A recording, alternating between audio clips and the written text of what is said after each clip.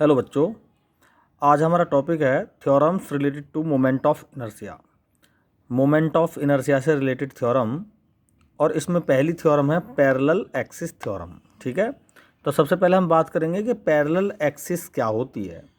ठीक, तो कोई भी हम बॉडी लेंगे, जैसे हमारे पास ये कोई बॉडी है, इस तरह से कोई भी बॉडी हो सकती है। तो इसका अपना एक सेंटर ऑफ मास होगा।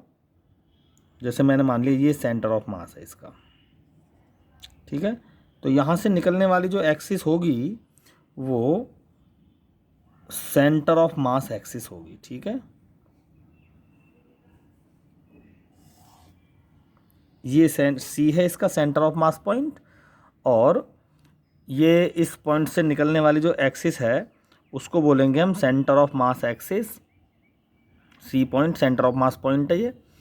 तो ये इमेजिनरी एक्सिस हो सकती है। इसके पैरेलल अगर कोई हम एक्सिस ड्रॉ करें, ये जैसे ड्रॉ ये है, तो ए बी जो एक्सिस मैंने नाम रख लिया इसका, ये पैरेलल एक्सिस है किसके, सेंटर ऑफ मास एक्सिस के पैरेलल एक्सिस है। ठीक है, तो पैरेलल एक्सिस थ्योरम क्या कहती है कि अगर कोई पार्टिकल, देखो इस बॉडी में बहुत सारे पार्टिकल हैं, ये पार्टिकल से मिलकर ही बनी हुई है ये बॉडी। ठीक है, तो अगर कोई पार्टिकल है इस सेंटर ऑफ मास एक्सिस से एक्स डिस्टेंस पर, ठीक है, कितनी डिस्टेंस, ये पार्टिकल मैंने मान लिया पी, ये यहाँ से एक्स डिस्टेंस पर है, और इन पैरेलल एक्सिस के बीच की डिस्टेंस है ए। ठीक है, तो ये थ्योरम क्या कहती है कि जो मोमेंट ऑफ इनर्शिया इस पार्टिकल का, जो पी पार्टिकल है, इसका मैं मास एम मान सकता हूँ, तो इस पार्टिकल का मोमेंट ऑफ इनर्शिया इस एक्सिस के, यानी जो पैरेलल एक्सिस है, इस एक्सिस के अबाउट अगर ये रोटेट करे तो इस एक्सिस के अबाउट मोमेंट ऑफ इनर्शिया जो होगा वो ये जो एक्सिस है सेंटर ऑफ मास एक्सिस, इसके अबाउट भी इसका कुछ ना कुछ मोमेंट ऑफ इनर्शिया होगा, तो उतना तो होगा ही होगा। ठीक है भाई, ये जो मास पार्टिकल है इसका moment of inertia centre of mass axis के अबाउट आई सी होगा।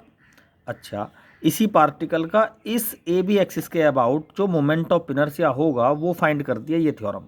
तो ए बी के अबाउट जो इस पार्टिकल का मोमेंट ऑफ इनर्शिया होगा वो आई सी तो होगा ही होगा, उसके बाद प्लस और होगा मास इनटू दोनों एक्सिस के डिस्टेंस के स्क्वायर के प्रोडक्ट के बराबर।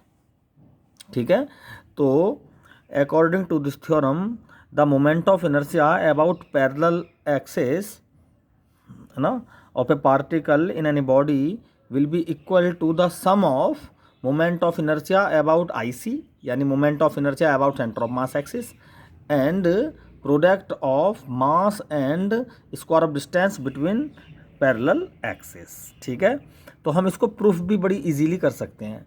देखो ये एम पार्टिकल किसके अबाउट घुमाना चाह रहा हूँ मैं, ए के अबाउट, तो एम का इस पार्टिकल पी का ए बी के अबाउट मोमेंट ऑफ इनर्शिया कितना होगा, मास इनटू डिस्टेंस का होल स्क्वायर, यानी ए प्लस एक्स। तो ये general formula moment of inertia का कि एम आर स्क्वायर, आर क्या होती है, जिस डिस्टेंस किस किस के बीच की पार्टिकल और जिस एक्सिस के अबाउट इसको रोटेट करना है, तो यहाँ से लेकर यहाँ तक की डिस्टेंस कितनी होगी, ए प्लस एक्स, और उसका भी स्क्वायर, ए प्लस एक्स का होल स्क्वायर। सिंपल इसको हम सोल्व कर लेंगे, M A square plus X square plus 2ax।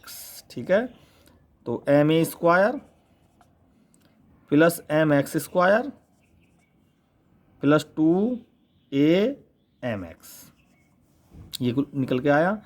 तो भाई आई जो होगा एम ए स्क्वायर, ये टर्म क्लियर आ गई, M X square, M into इस पॉइंट के डिस्टेंस का स्क्वायर, समझो आई सी हो गया ये, एम इंटू एम से सेंटर ऑफ मास एक्सिस के डिस्टेंस का स्क्वायर जो देगा वो आई सी देगा, तो इसके प्लेस पर हम आई सी लिख सकते हैं प्लस 2aMx।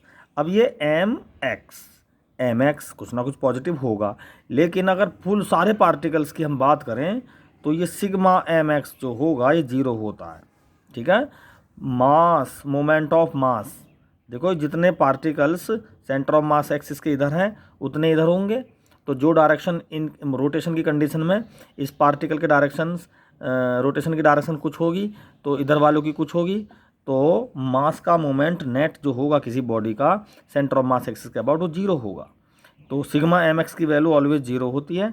तो ये आई निकल के क्या आ गया, आई इज इक्वल टू आ गया I C plus M into a square. This is the parallel axis theorem. ठीक है, थैंक यू।